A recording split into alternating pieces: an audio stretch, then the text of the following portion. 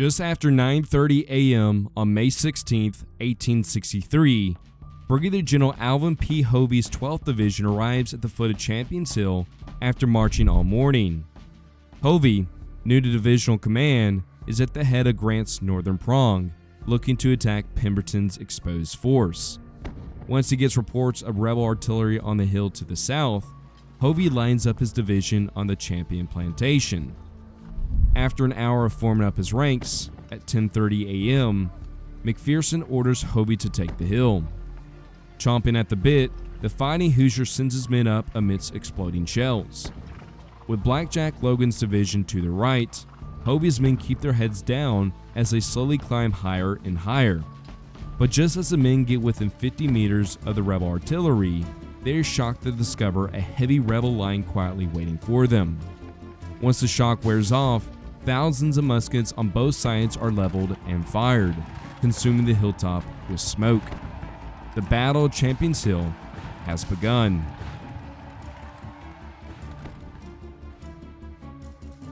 General Grant is known to use speed and brute force to dominate the battlefield. Imagine how his tactics would fare as a naval commander. The great thing is, you don't have to with our video sponsor, World of Warships. World of Warships is a free-to-play PC naval combat game where you take control of various ships ranging from the classic battleships to the more advanced aircraft carriers and submarines in massive online battles. Their games are quick and easy to jump into with your friends. In honor of the United States' 250th anniversary, World of Warships is running a special event from June 17th to July 15th. During this event, you'll be able to travel through American naval history, earn exclusive rewards, and celebrate the American spirit that changed the world, all by simply playing the game. If you're a new or returning player, sign up today using our code USA250 to claim 1 million credits, a 7-day premium account, 500 doubloons, and a Stars and Stripes camo. And finally, claim the premium ships, the cruiser USS Albany and the destroyer USS Smith. Better yet, for new players, if you play 10 battles, you get to pick a bonus ship, either the USS South Carolina, St. Louis, or Wicks. If you're ready to rule the waves, download World of Warships for free today on either PC or console and use our code USA250.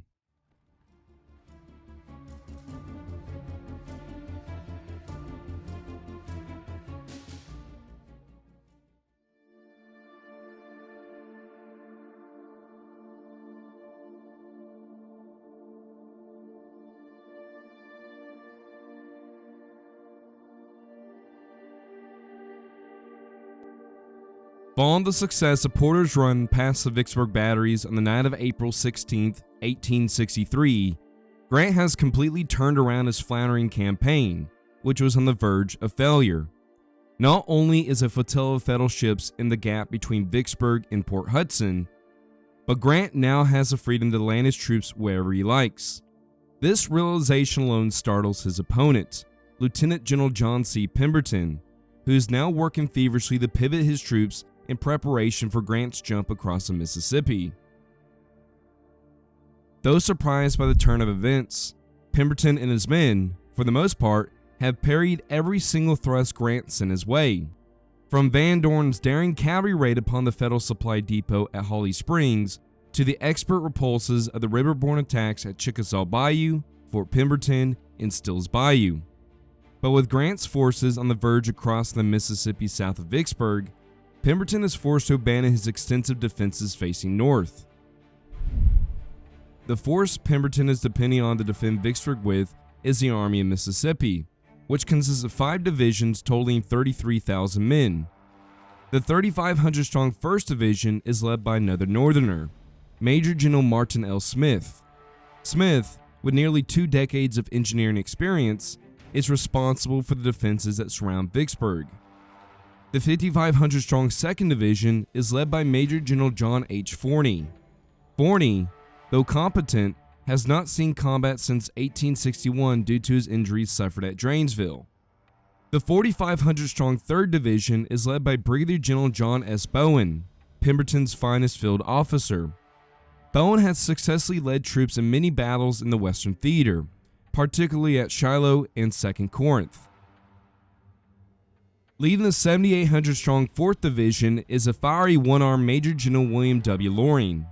Loring, known for butting heads with the superiors, found himself transferred west after clashing with Jackson during his Western Virginia campaign in 1861. Finally, the largest and newest division in Pemberton's army is Major General Carter L. Stevenson's 12,000-strong 5th Division, which has been detached from Bragg's army to reinforce Pemberton's hard-pressed forces in the final months of 1862. Pemberton did have a dedicated cavalry arm under Major General Earl Van Dorn with 6,500 troopers, but that force was transferred to Tennessee to assist Bragg, who was expecting Rosecrans to attack at any moment. However, when Pemberton got news of Porter's dash, he telegraphed Johnston and requested that Van Dorn return to Mississippi. But until the Mississippian can return, Pemberton will be without a major cavalry force to fight off Grant. Nonetheless, Pemberton believes his forces will come out on top, as they had before. Knowing that Pemberton is readying his forces to repel Grant wherever he tries to land, Grant knows he'll need a distraction to keep the Confederates busy while he makes his crossing. Seeing how successful the Confederate horsemen have been, Grant decides to send out his own raid. The man Grant taps for the job is Colonel Benjamin H. Grierson. Grierson, a 36-year-old schoolteacher from Illinois, ironically developed a profound mistrust of horses at an early age after being kicked in the face by a pony. But once Grierson found himself in the saddle, he became one of the finest troopers in Grant's entire department. On April 17th, the day after Porter's run, Grierson, at the head of 1,700 men from his brigade of Illinois and Iowa troopers, sets off from LaGrange, Tennessee.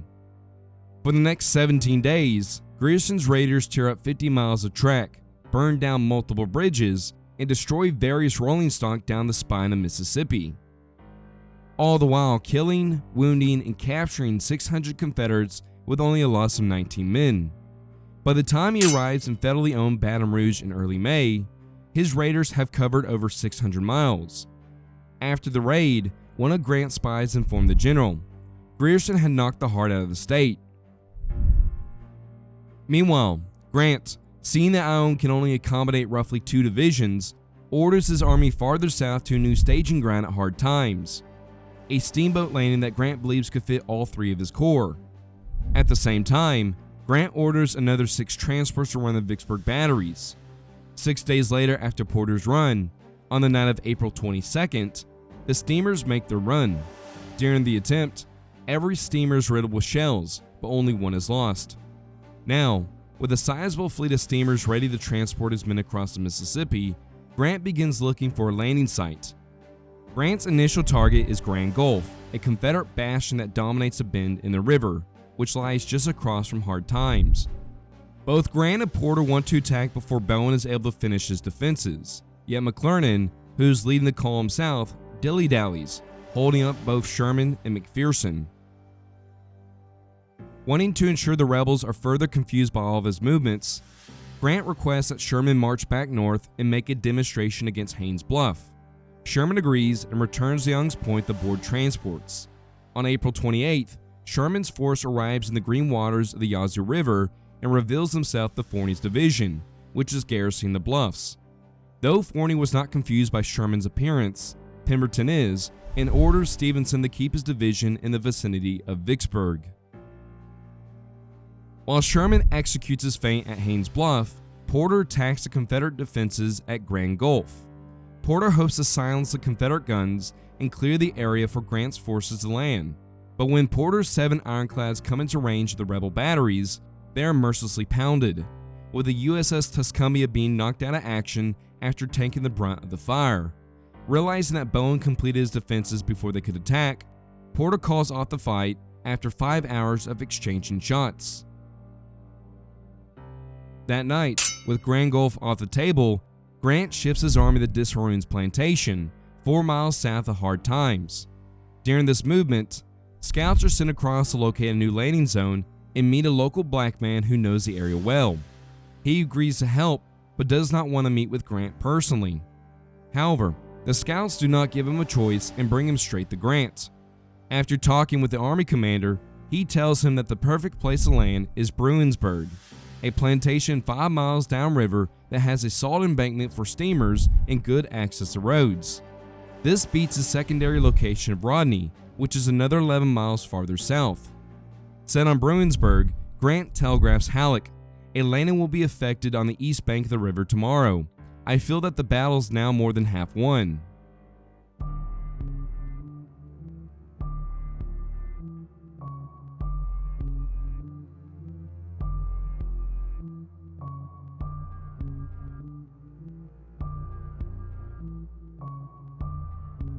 Once light breaks on April 30th, 1863, Grant, joined by his 12-year-old son Fred, begins moving the Army of the Tennessee across the Mississippi. Every available ship, whether steamer, gunboat, or barge, are enlisted to ferry the men across. McClernand's 13th Corps, the first to reach the Mississippi side, arrives with only what they can carry. Grant, wanting to move as fast as possible, orders that anything that will slow his men down be left behind. This means no ambulance wagons, no supply wagons, and the most puzzling of all, no medical facilities. Most of the horses are left behind as well. Even the general himself will go on foot, with only the scouts and couriers being permitted to bring their mounts. Luckily for Grant and the first men ashore, no enemy is watching the crossing. There was a cavalry regiment patrolling the area, but they were ordered to chase after Grierson during his raid. With their landing zone secure, the ferry operation continues into the next day. Once the crossing is complete on May 1st, Grant has amassed 24,000 men and 60 guns from the 13th and 17th Corps. Grant's crossing of the Mississippi will be the largest amphibious landing in American history up to that point, easily doubling the number of men Winfield Scott landed at Veracruz 16 years before during the Mexican-American War. With 2 corps across, Grant makes a beeline for Port Gibson, which sits on a hub of roads that connect to Vicksburg, Grand Gulf, and Jackson. Grant knows he must secure his beachhead before the Confederates rally and attack a small force. Bowen, upon hearing of Grant's crossing of the Mississippi, leaves his defenses at Grand Gulf and marches directly to Port Gibson to stymie Grant's advance. Yet, with only 12,000 men on hand, he's severely outnumbered. When the two sides come into contact that morning, McClernand's superior numbers easily break Bowen's line and send him retreating. Unable to corner Grant on the coast, Bowen evacuates Grand Gulf and withdraws toward Vicksburg. Unbeknownst to the majority of the army, Grant was instructed by Halleck to work with Major General Nathaniel P. Banks to capture the Confederate fort at Port Hudson. Only after Port Hudson falls are they to pivot north and reduce Vicksburg. However, Banks is currently preoccupied with operations on the Red River and is unable to reach Port Hudson for another month. Unwilling to let the Confederates build up their forces to oppose him, Grant decides to press on. Thus, unable to link up with Banks, Grant writes to Halleck stating his intention to march upon Vicksburg alone. Knowing that he's marching deeper into Confederate territory, any response ordering him to turn back will take time to arrive. While Grant secures his position and gathers supplies at Port Gibson, Pemberton rushes to place his forces between the Federals and Vicksburg. With the divisions of Bowen, Lorien, and half of Stevenson's, Pemberton orders his troops to build extensive earthworks behind the Big Black River, blocking the southern approaches to the city. Yet Grant has no intention to attack across the unfordable river. Instead, the general desires to swing east and cut the Southern Railroad of Mississippi at Edwards Station, the lifeline for Pemberton's forces defending Vicksburg. Though doable, the plan requires speed, as Grant has received reports of the rebels diverting forces to reinforce Pemberton. The most worrying of these reports is that General Joseph E. Johnston himself has been directed to move the Mississippi to take over operations there. On May 9th, Confederate Secretary of War James Seddon writes to Johnston to proceed at once to Mississippi and take chief command of the forces in the field.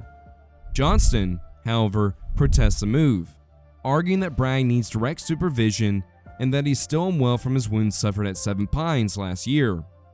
Regardless of his rantings, he nonetheless accepts and leads Chattanooga on May 10th. Back at Port Gibson, Sherman finally crosses the Mississippi to join Grant's army. When Sherman's 15th Corps arrives, his forces raise Grant's total strength to 41,000 men, giving Grant an edge over the rebel forces across the Big Black. With all 3 corps now present, Grant puts his men in motion towards Edwards Station on 3 parallel roads.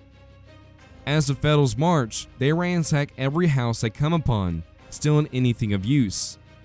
As word spreads of Grant's army moving north, those able to pack up and flee do so to other states such as Alabama or Georgia. On May 11th, Grant orders McPherson to capture the town of Raymond to secure whatever food stores are present. At the same time, Pemberton sends Brigadier General John Gregg and his oversized brigade to hit a portion of McPherson's 17th Corps.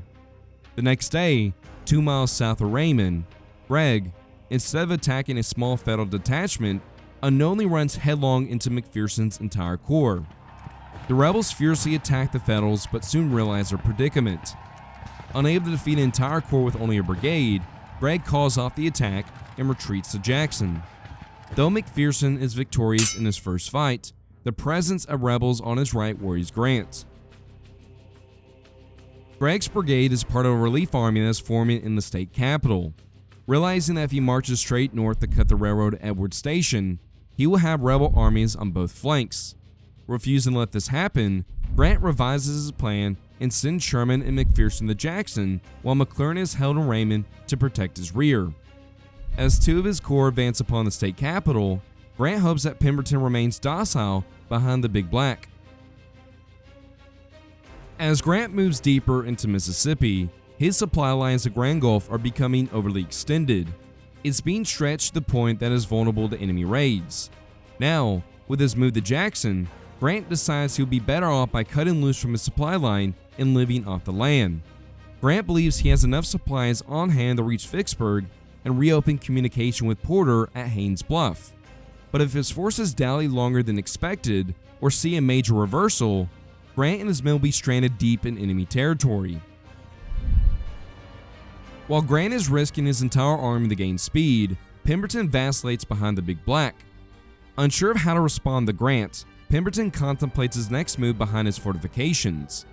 Seeing their commander dally, Vicksburg's prominent newspaper, the Daily Citizen, lambasts a hesitant general, writing, "Send us a man we can trust, and confidence will be restored, and all will fight to the death for Miss."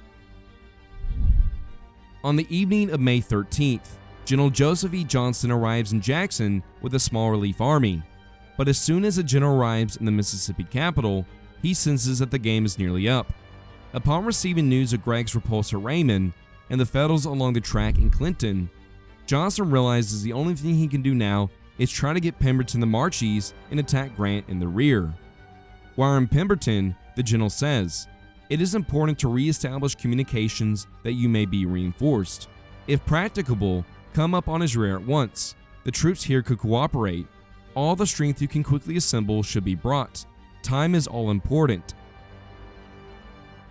However, with only a small force of 6,000 men on hand to defend Jackson, and Grant beelining it to the city, Johnston decides that the best course of action now is to evacuate the state capital altogether. Before leaving Jackson, Johnston wires Richmond the despairing strategic situation. "I am too late. The enemy's force is between this place and General Pemberton, cutting off the communication."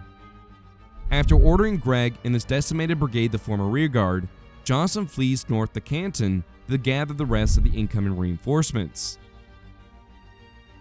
The next morning, on May 14th, before setting out against Jackson, Grant wires Halleck his first message since moving deeper into the state. "I will attack the state capital at once." After that, McPherson and Sherman move upon Jackson in a torrential storm.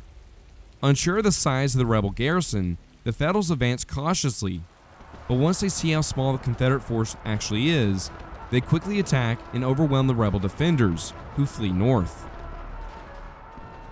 In a quick, short fight, Grant's Army of the Tennessee captures the capital of Mississippi.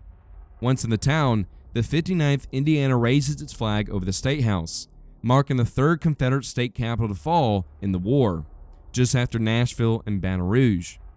Not only that, Grant now controls Jackson's vital rail junction as well, the finest in the state.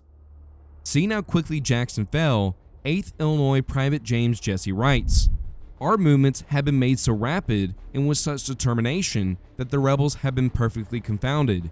They could not anticipate where we was going to strike, nor when, and consequently could not reinforce any place." Expecting Johnston's retreat north to be an attempt to link up with Pemberton on the Big Black, Grant orders McClernand and McPherson to pivot their troops west of Bolton Station to block his rendezvous. While they march west, Sherman is ordered to remain in Jackson to destroy its economic infrastructure. Once the two of the corps leave town, Sherman's men get to work tearing Jackson down brick by brick. All factories, foundries, and warehouses are destroyed. Rail tracks are dismantled, heated, and twisted into what reporters jokingly refer to as Sherman's neckties. Yet, after destroying anything of economic use, Sherman's soldiers turn into an uncontrollable mob and pillage the rest of the town. Homes are broken into, furniture is destroyed, and fires are started. Families who stay behind watch in terror as drunken soldiers and freed slaves rummage through the houses. Witnessing the chaos, war correspondent Sylvanus Cadwallader of the Chicago Times writes, "The streets were filled with people, white and black, who were carrying away all the stolen goods they could stagger under, without the slightest attempt at concealment and without let or hindrance from citizens or soldiers." As Sherman's troops terrorize the remaining inhabitants of Jackson, Grant marches west with McClernand and McPherson to locate Pemberton. Luckily for Grant, once he reaches Bolton on May 15th, he receives Johnston's orders from an unlikely source. When Johnston sent out his orders for Pemberton to march east, one of the couriers turned out to be a federal agent who brought the message to Grant.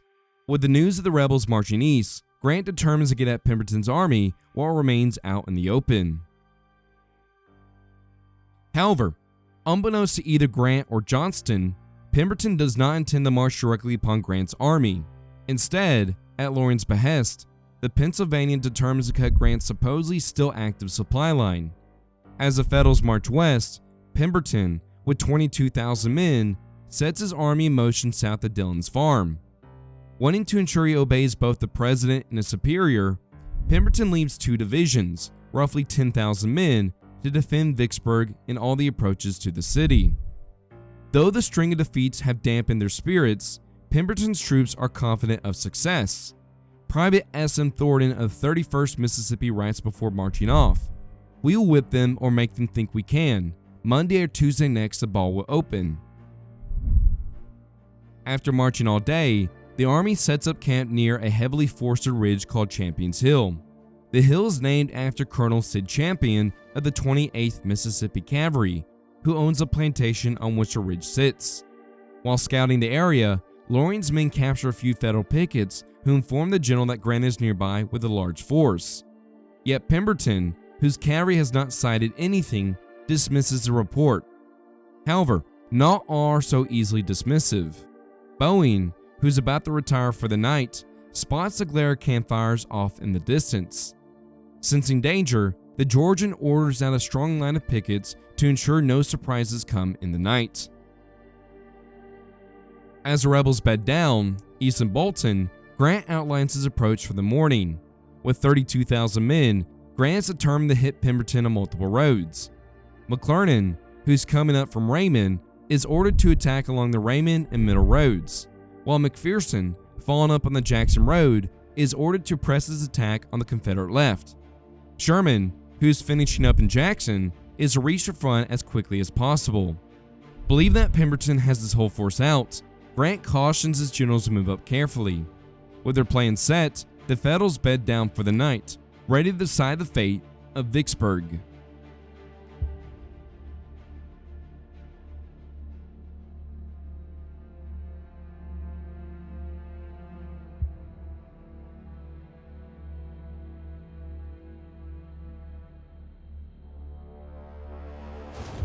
In the early morning hours of May 16th, Grant receives further evidence stating that Pemberton is posed to strike his forces when his men capture two men on an eastbound train. These men report that they passed Pemberton's army, which they estimated to be 25,000 men, and was marching east towards Jackson. Convinced by the report, Grant sends a message to Sherman ordering him to rush as quickly as possible to the front, stating, "The fight may be brought on at any moment. We should have every man on the field." For the rest of the army, Grant has them up and moving west before sunrise. McClernand, especially, who's known for his impetuousness, with nearly 2/3 of the attacking force, is eager to lash out against the rebels. While Grant's men eagerly march forward, for some unknown reason, the sleeping Confederates in Pemberton's army failed to spot the advancing Federals. Despite holding the only high ground in the sparsely populated area of central Mississippi, not a single Confederate scout manages to detect Grant's 3 blue columns until they are nearly on top of them. At 6:30, Andrew J. Smith's 10th Division makes first contact with the rebels on the Raymond Road. Not wanting to bring on a general engagement just yet, Smith casually lets his artillery exchange fire with the rebels. As a rumble of Federal artillery could be heard off in the distance, Pemberton receives word of Jackson's fall as light streaks across the sky. Pemberton, believing the bombardment to only be harassment, orders the army to about face and march back the way they came. Wagons are ordered to be turned around in the busy, muddy roads and moved out of the way for the infantry to pass, all in the face of Grant's advancing army. To further shock his officers, not a single contingency plan is sent to prepare the army for a possible attack. His lieutenants are dumbfounded by the order, with the pugnacious Loring going so far to call him a traitor. Pemberton's division commanders try to follow the orders, but the harassing artillery fire, which is increasing by the minute, becomes too great to ignore. Realizing the chance to retreat is now gone, Pemberton cancels the withdrawal and orders his subordinates to deploy for battle on the various roads. Loring, who is initially leading the army south, forms his division astride the Raymond Road. To his left up the Ratliff Road is Bowen's Trans-Mississippi Division, forming the army's center. Further north, Stevenson, who's pulling up the rear of Pemberton's army, forms up his massive but inexperienced division atop Champion's Hill, overlooking the vital crossroads of the Jackson and Middle Roads. Luckily for the untested commander, the summit of Champion's Hill is covered with a thick timber and rough undergrowth, well suited for a defensive position. By 9 a.m., Pemberton's entire force is lined up for battle, which forms a 3-mile-long fishhook facing east. While the Confederates are forming the defensive line, the various Federal divisions cautiously make their way to the front. Osterhaus, leading the Federal column on the Middle Road, advances within cannon range and unleashes his guns. But by himself, the German does not have the numbers to push on alone. Until the rest of McPherson's corps arrives on the Jackson Road, the German will have to wait. Fortunately for Osterhaus, that wait is not long. At 10 a.m., atop Champion's Hill, the awaiting Confederates watch in astonishment as thousands of Federal soldiers march into view and form their lines of battle. This formation is a combination of Hovey's 12th Division and Blackjack Logan's 3rd Division. Grant, who's riding with McPherson, commandeers the Champion's House as his headquarters. Though the two Federal columns are close in proximity, they're essentially isolated as confusing terrain hampers any communication. Though Grant was able to bring 7 divisions to bear against Pemberton's 3, with a near 10,000 man advantage, the confusing nature of the battlefield reduces the control to merely 3, as the other 4 are effectively out of reach due to the uncooperative terrain or being under the command of a man he does not completely trust. Nonetheless, at 10:30 a.m., once Hovey's and Logan's divisions are lined up for battle, Grant gives McPherson the order to advance. At the right shoulder shift, these Federal soldiers begin their long climb to the summit, beginning the Battle of Champion's Hill. With the advance sounded, Hovey, who many call the Fighting Hoosier, launches his 2 brigades up the hill, straddling the Jackson Road. Luckily for the Federals, because Stevenson positioned his men on the natural crest and not the military crest, McGinnis's Hoosiers are able to get within rifle range before being spotted. Once the Federals reach the summit, the two sides are momentarily stunned by the sudden appearance of their opponents. But soon, the shock wears off and the two sides begin unloading their rifles upon each other. Once McGinnis is fully engaged, Hovey's other brigade, Slack's Iowans, join the contest against Cummings' Georgians. Private Charles Longley of the 24th Iowa writes of the fight, "For the first time, you begin to hear the wicked zipping of the hostile lead. Soon it tells its errand, and the first man falls." To the west, Blackjack Logan's brigades make their attack against Lee's veteran Alabamians. But unlike their comrades in Hovey's division, who were facing greener troops, Lee's men proved themselves a force to be reckoned with. Logan, sensing the stalemate is at hand, orders Stevenson's Westerners to outflank Lee's stout line. Yet, before Stevenson's men can reach Lee's flank, a crisis erupts on the Confederate right. McGinnis, seeing the Georgian line falter, orders his men to charge. With bayonets fixed, the Hoosiers plow into the Georgians and send them running for the rear. Unable to retreat in time, Botetourt's Virginia batteries captured, while Lee, unable to hold as both of his flanks are being enveloped, soon orders his men to fall back as well. As Lee's Alabamians withdraw in the face of a stronger foe, they receive some support from Barden's Georgians. But Barden, wanting to catch the Federals off guard, launches his Georgians against Smith's Illinoisans, who stagger for a bit. Once the shock wears off, the Northerners get the better of the melee and send Barden's men back the way they came.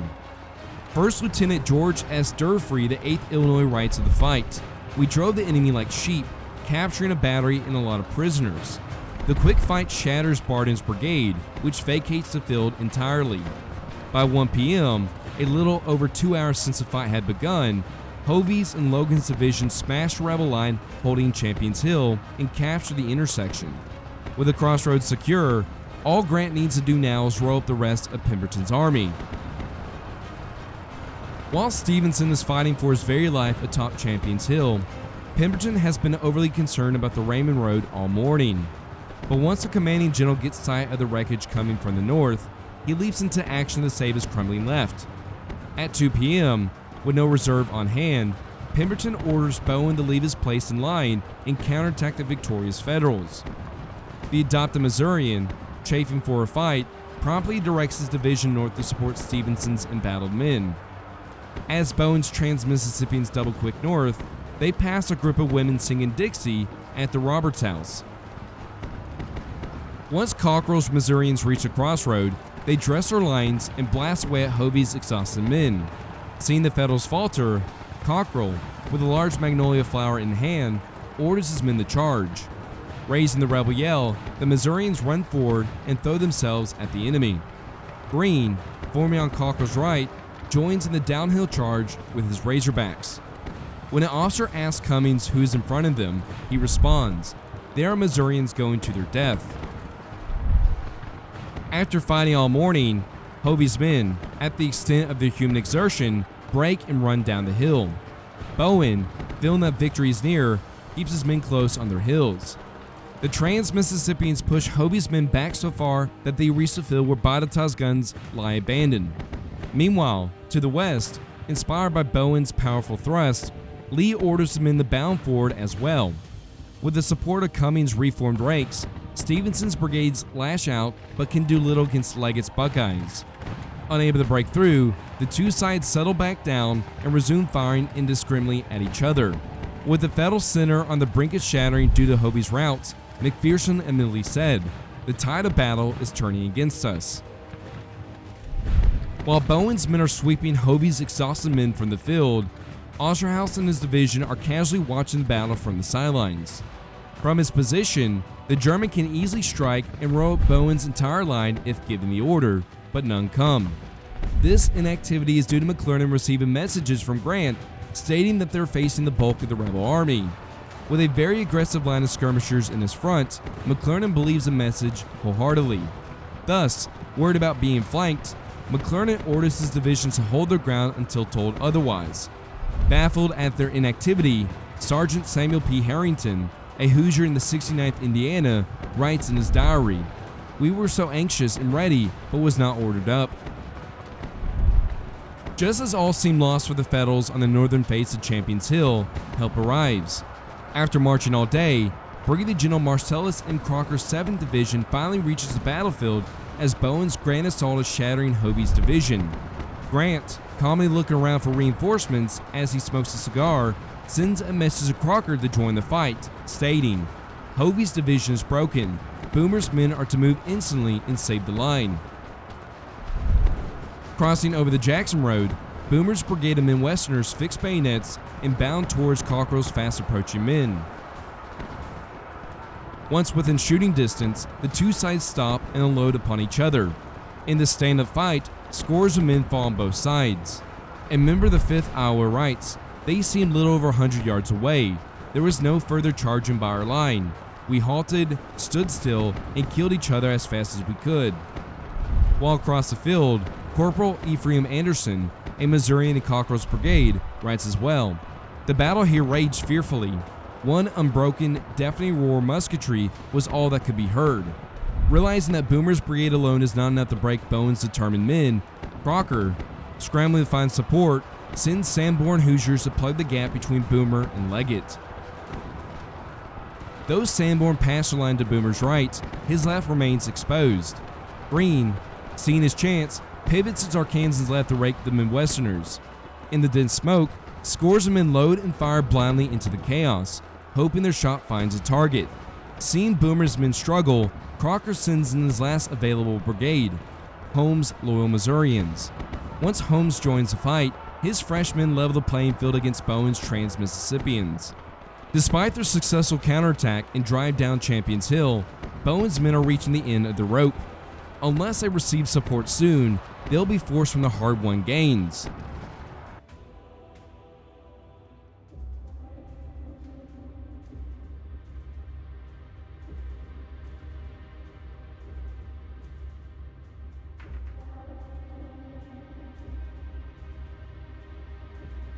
Knowing that Bowen's division alone will not be enough to turn the tide of battle, Pemberton calls on Loring to send support for the fight in the north.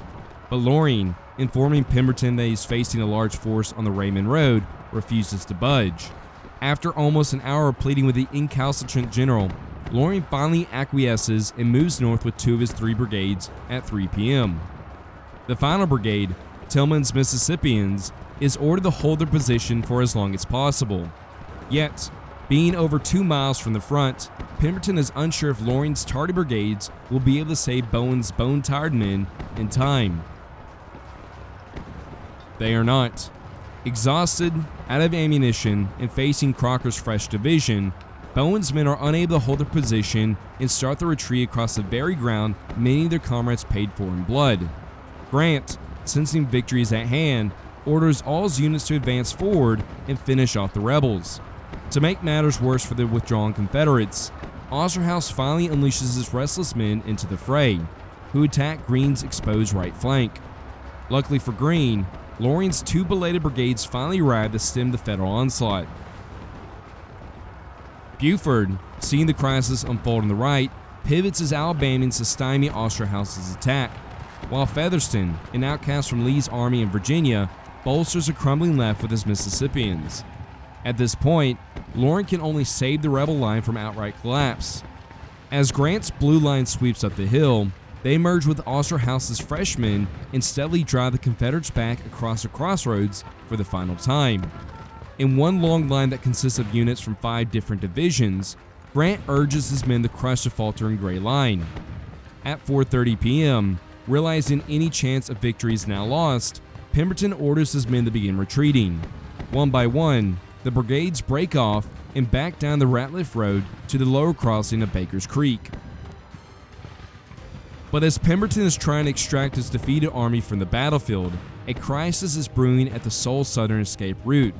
While Buford and Featherston are doing their best to stymie Grant's men further north, Tillman has been left alone to contend with A.J. Smith's and Carr's fresh divisions. If these divisions break through and capture the crossing at Baker's Creek, the entire Confederate army could be annihilated. Realizing the importance of the position, Pemberton orders the Marylander to maintain your position at all hazards until sundown. At around 5 p.m., Smith, who has sat around all day, finally receives his orders to attack. Seeing a chance to cut off the defeated rebel army, Smith vigorously drives his men forward to break through Tillman's thin line. Yet, they are stopped in their tracks. Loring, writing of Tillman's stand, said, "Tillman carried on a deadly and most gallant fight. With less than 1,500 effectives, he was attacked by from 6,000 to 8,000 of the enemy with a fine park of artillery. But being advantageously posted, he not only held him in check, but repulsed him on several occasions. However, during his brave stand, Tillman is killed by a shell that struck him in the stomach." With the gallant stand of Loring's division, Pemberton is able to get his defeated army across Baker's Creek as darkness blankets the area. Yet, with Osterhaus's fresh men on his heels, the general orders his men to march to the fortified crossing on the Big Black. Unbeknownst to Pemberton, Loring, who held the rear, is cut off by Osterhaus's advance. So, instead of fighting his way through to rejoin the army, the one-armed officer decides to march south and swing around the Federals to link up with Johnston. While the Federals, with the majority of the ranks beyond exhausted, drop down and fall asleep among the dead and wounded. Just like Porter's run at Vicksburg is the turning point in the campaign, the victory at Champion's Hill is the decisive moment for the men of the Army of the Tennessee. For a month, they have only brushed aside small forces, but today, the Federals met and bested a suitable opponent. This is mainly due to the commanding general, who used his troops expertly, from catching his enemy unawares to bringing superior numbers to tip the scales of battle. Grant ensured he would be victorious at the end of the day. This is in stark contrast to his southern counterpart, Pemberton, who bumbled his way into a fight he should have never fought. Though the Confederate general fought well with what he had on hand, like positioning his troops on vital ground and ordering powerful counterattacks, it was not enough to overcome Grant's numerically superior force. Once the numbers are tallied, the Battle of Champion's Hill turns out to be a clear-cut victory for Grant, who lost only 2,441 men killed, wounded, and missing, a casualty rate of only 8.4%, whereas Pemberton suffered 3,840 casualties, a loss of 16%, nearly double the percentage of what the Federals lost. However, the casualties only tell half the story. The thrashing that Pemberton's army took that day made it utterly incapable of taking the field, preventing them from ever marching out and giving battle again. That night, Grant writes to Sherman, "I am of the opinion that the Battle of Vicksburg has been fought." The next day, May 17th, Grant sends McClernand to fall in the path of Pemberton's demoralized men. Pemberton, not knowing where Loring is, leaves Bowen behind in entrenchments covering the rail bridge on the Big Black to await his lost division. Once McClernand arrives in the area, they first bombard the Confederate defenses until they spot a weak point in the rebel line. Leaping at the opportunity, the Federals charge in and capture nearly 1,800 soldiers. Those who are not captured burn the bridge and flee back to Vicksburg. Johnston, upon receiving the news of Pemberton's defeats at both Champion's Hill and the Big Black River Bridge, urged his lieutenants to grab all his troops, evacuate Vicksburg, and link up with his forces in the north. To Johnston, Vicksburg is already compromised, with Porter's ironclads patrolling the entirety of the Mississippi, and Grant's victorious army only a day's march away. It would be a waste to defend a city that is already lost. However, Pemberton is determined to fulfill his orders from the president. He was sent here to defend the city at all costs. If that means fighting to the very end, he's prepared to do it. With the loss of his defensive line on the Big Black, Pemberton pulls all his forces inside the Vicksburg defenses to await Grant's eventual arrival. For 18 days throughout May, Grant has led a spectacular campaign that many have compared to Hannibal's crossing of the Alps. Without a secure supply line, adequate cavalry, or useful maps, Grant marched roughly 41,000 men 200 miles through the interior of Mississippi and bested Pemberton's forces 5 different times. Now, after crossing his forces over the Big Black, nothing stands in the way of Grant in the city that has, since December of last year, frustrated every single one of his attempts at reaching. With Pemberton's demoralized ranks huddling inside Vicksburg's defenses, Grant believes all he has to do now is march over, storm its parapets, and take the city in one fell swoop.